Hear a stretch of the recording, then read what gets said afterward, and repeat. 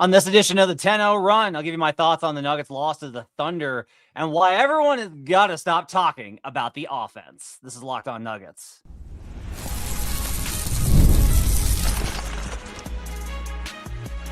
You are Locked On Nuggets, your daily Denver Nuggets podcast. Part of the Locked On Podcast Network, your team every day. Welcome to Locked On Nuggets, the 10-0 run. My name is Matt Moore. I have been covering the Nuggets and the NBA for 14 seasons as a credentialed reporter here in Denver, covering the NBA for 18 seasons.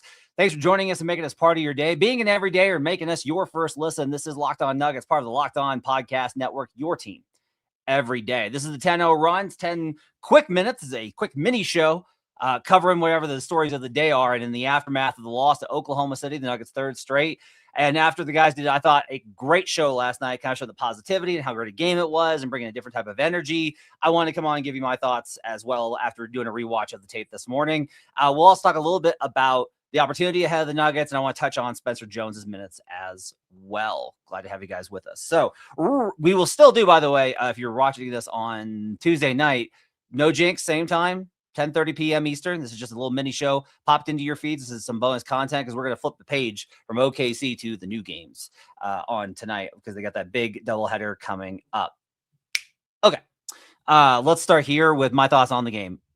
There is so much conversation today about, oh, this guy only had this many points and this guy only had this many points. And like I've talked about Cam Johnson, about how he needs to be better, about how his performance hasn't been good enough. And it wasn't good last night. Cam Johnson did not play well. It also offensively did not matter.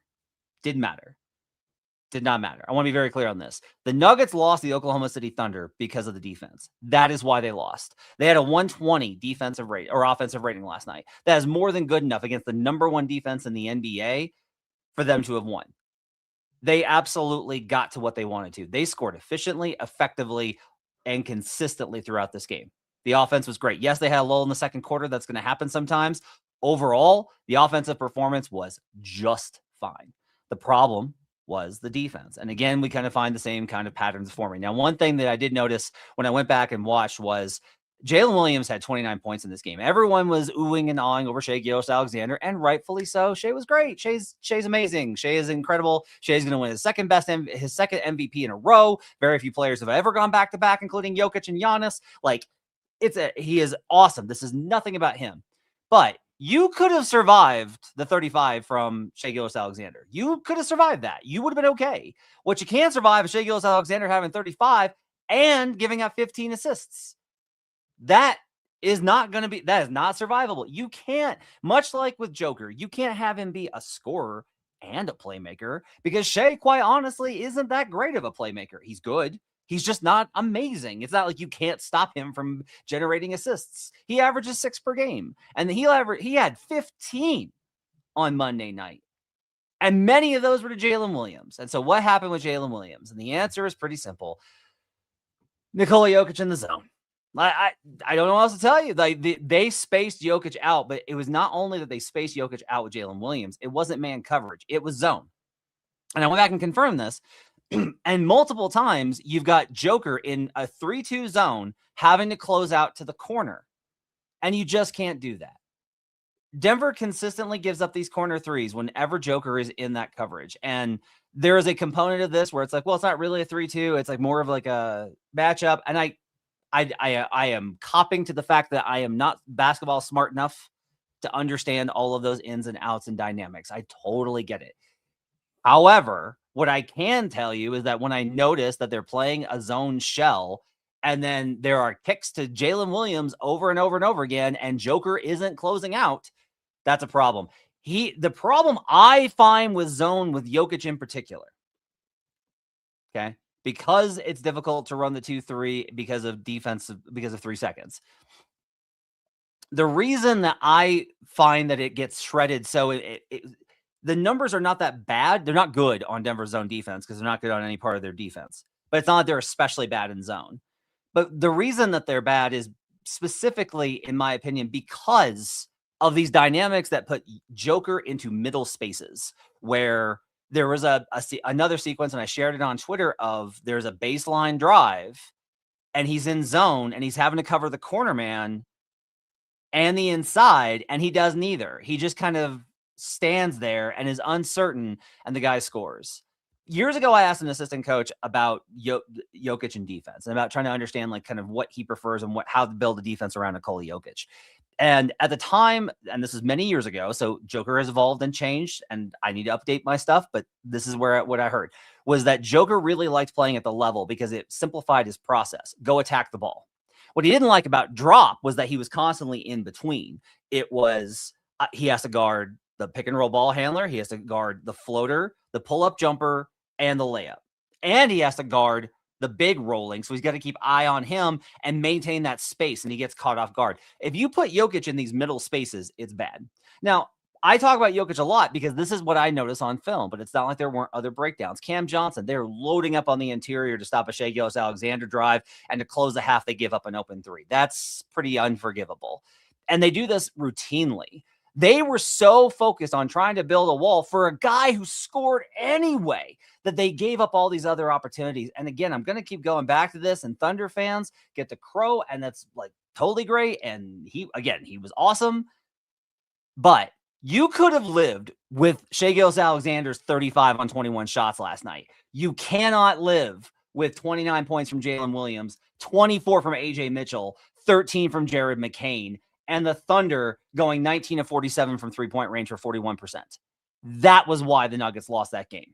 So they're going to get this straightened out. It's going to have to be some changes in terms of it's not the intensity. Here's the thing. They're not trying on defense, but they've got to start shifting, and they've got to trust one another a little bit more. And they've really got to get to this point. You got to accept that contested layups are a better option for Denver than open corner threes because they're giving up way too many of them. It's a problem. Spencer Jones didn't play much last night. I've got some thoughts on that. Plus, the objective for Denver right now, wreck everybody else's season. That's coming up on Locked On Nuggets.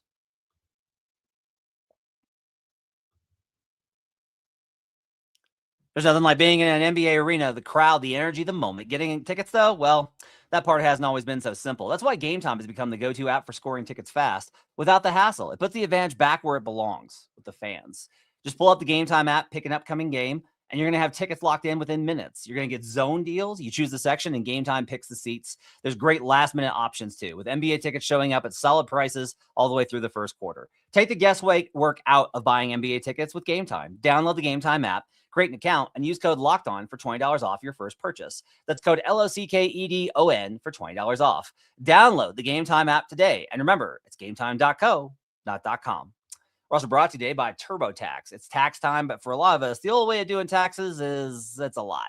Try to book an appointment. That's not the most convenient. Sitting in a waiting room with a stack of papers, emailing back and forth, wondering if they really get your situation. But this year, you're getting a major upgrade. Intuit TurboTax now has in-person locations nationwide. You can meet face-to-face with a real tax expert, and your documents get uploaded straight to your TurboTax app on the spot. Just like that, you're done. Your TurboTax expert works to get you every dollar you deserve while you get real-time notifications as you go about your day. It's the relief of walking in and meeting a real person and walking out knowing your taxes are being handled right. Head to TurboTax.com/local to find a store near you and book your appointment.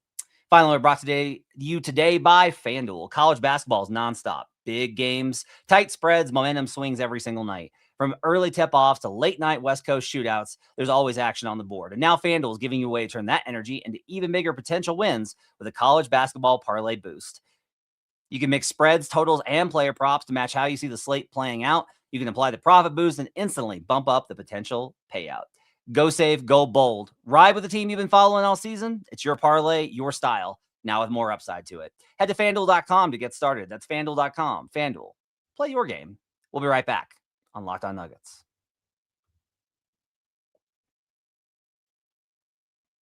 Back here on Locked On Nuggets, finishing up the 10-0 run. Only got a few minutes left. I wanted to go ahead and talk about a few more things. Spencer Jones didn't play much last night.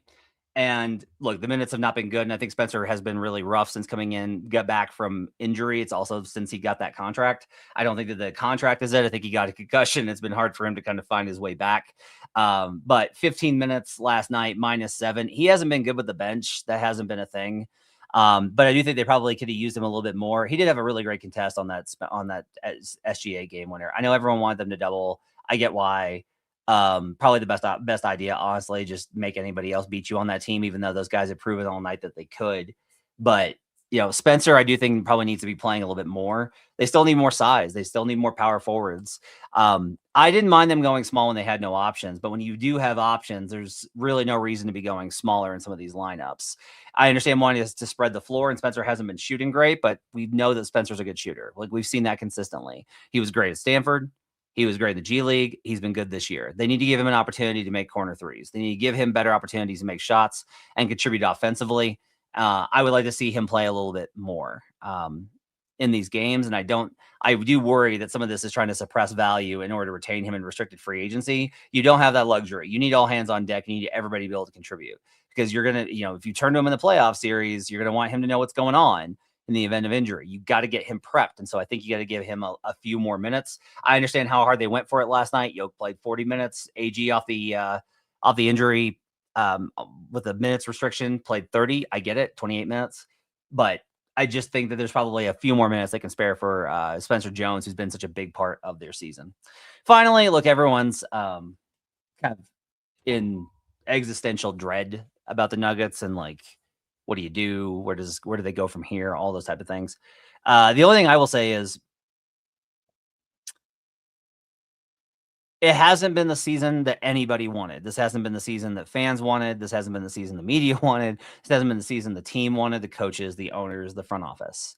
It hasn't been that way, and hasn't been that way for bad luck for the most part. If they had been healthy in January and surged that month and gone even better than 10-6, you'd feel a lot better now, because you'd be like, well, they did have that great stretch there. They're just playing bad basketball right now.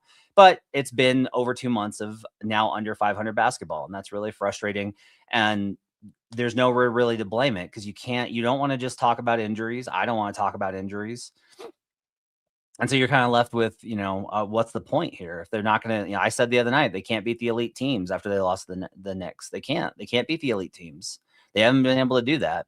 There's still a belief that they can, but they haven't been able to do it.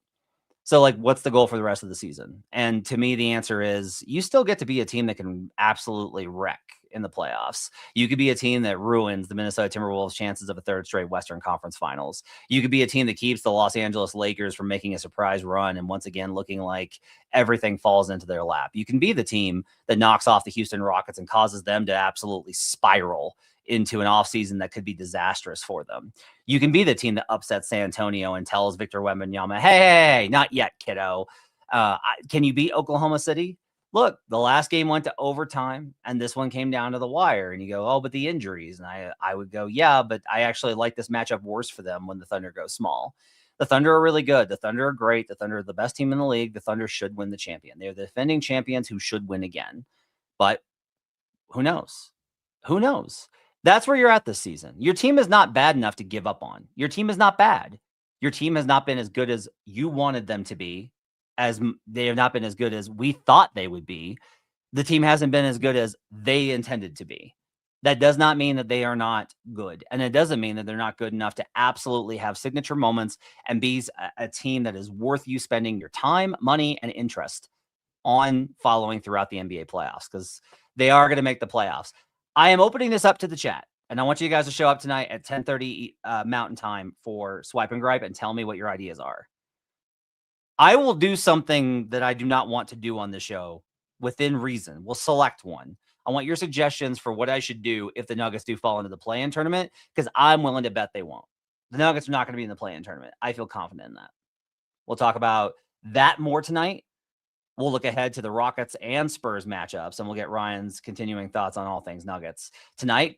Thanks for joining me on the 10-0 run. Have yourselves a great night. We'll see you guys again just a few hours or later in your podcast feed on Locked On Nuggets.